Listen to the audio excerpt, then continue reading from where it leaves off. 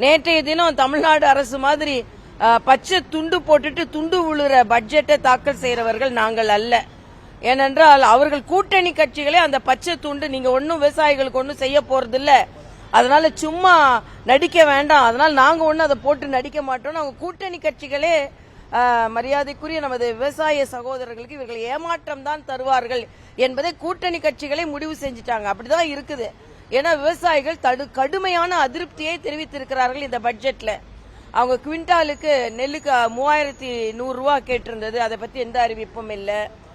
Sugar cane கரும்புக்கு 4000 ரூபாய் டன்னுக்கு கேட்டிருந்தது, அதை பத்தி எந்த அறிவிப்பும் இல்லை. அவர்களோட கடன் தள்ளுபடி பத்தி எந்த அறிவிப்பும் இல்லை. ஆக அவர்கள் என்ன சொல்லுகிறார்கள் என்றால் நெடுங்காலமாக வளர்ச்சிக்கான எந்த திட்டமும் இல்லை. இதுல வேற இந்த தமிழக திமுக மாடல இந்தியா முழுவதும் பின்பற்றுகிறலாம். பல மாநிலங்களில் உபரி பட்ஜெட் தாக்கல் செஞ்சிருக்கிறாங்க. ஆனா நீங்க கடனோட டெபிசிட் பட்ஜெட்டை தாக்கல் செய்திருக்கிறீங்க.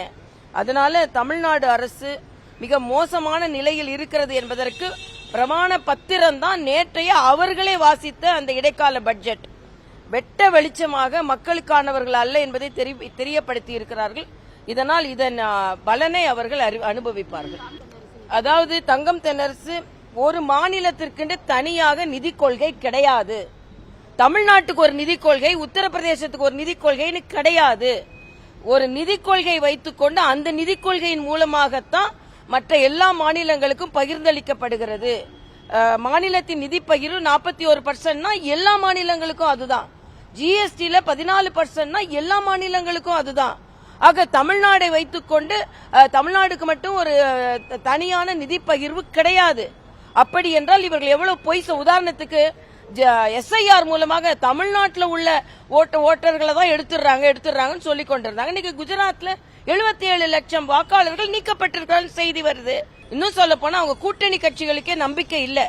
நான் கேக்குறேன், நீங்க ட்ரம்ப் அடக்குனீங்களா, நீங்க பாகிஸ்தான் அடக்குனீங்களான்னு கேட்டுட்டு இருந்தீங்க. ஒரு மாணிக் தாக்கூர் உங்களால அடக்க முடியல. இதான் இன்னைக்கு நடந்து கொண்டிருக்கு. மாணிக் தாக்கூர் என்ன சொல்றாரு, நான் மத்திய தலைமையோட ஆலோசனை செஞ்சுதான் சொல்லிக் கொண்டிருக்கிறேன் என்று சொல்கிறார். இன்னைக்கு ஒரு கூட்டணிக்கு ஒரு குழு அமைக்க முடியல உங்களால. ஆனா இன்னைக்கு பல நாடுகளில் குழு அமைத்து அவர்களோடு ஒப்பந்தம் செய்து கொண்டிருக்கிறார் மோடி அவர்கள். அவர்களை பற்றி விமர்சனம் செய்வதற்கு உங்களுக்கு எந்த தார்மீக உரிமை இல்லை என்பது எனது கருத்து. தமிழச்சி தங்கபாண்டியன் திடீர்னு அவங்க தென் சென்னையில எந்த தெருக்களுக்கு எப்படி அவங்க பணியாற்றினாங்கன்னு எனக்கு தெரியாது. இன்னைக்கு திடீர்னு அவங்க கருத்து பருந்து மாதிரி இல்ல, பறந்து எல்லோருக்கும் உதவி செய்கிறதா எங்களோட கூட்டணி. நான் கேட்கிறேன், இன்னைக்கு நாங்க எல்லாரும் மரியாதைக்குரிய பாரத பிரதமர் எல்லாரும் கையை பிடித்து உயர்த்தி நிச்சயமாக ஒரு பரந்த மனப்பான்மையோட, பருந்து மனப்பான்மை இல்ல, பரந்த மனப்பான்மையோடு நாங்கள் கூட்டணி அமைத்து இருக்கிறோம். இன்னைக்கு நீங்க தான் கழுகு மாதிரி உட்கார்ந்து கொண்டு யாரை விடுங்கலாம் கேட்கிறேன். எங்களை சொன்னீங்களே டெல்லியில இருந்து தான் வரும், டெல்லியில இருந்து தான் உங்களோட கூட்டணி அமைன்னு சொல்லிட்டு இருந்தீங்களே, இன்னைக்கு என்ன சொல்றாங்க? டெல்லி காங்கிரஸ் சொன்ன பிறகுதான் நாங்க இந்த கூட்டணியை பத்தி பேசுவோம்னு சொல்லும் போது யாரு டெல்லிக்கு அடிமை?